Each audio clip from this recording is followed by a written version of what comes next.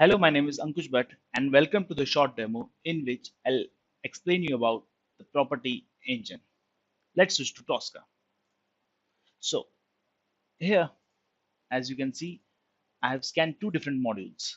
One is of Tricentis vehicle insurance and other is of SAP.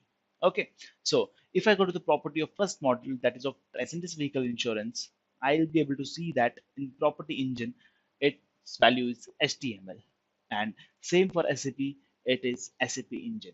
So basically what this property engine tells us, it tells us that which engine is being used to scan that particular module.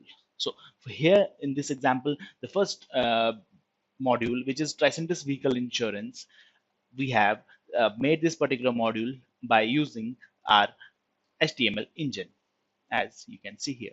So it is telling us that this module is being scanned through HTML engine, and same for SAP engine, SAP Easy Access module, it is scanned through SAP engine. So this is all about the property engine. Thank you.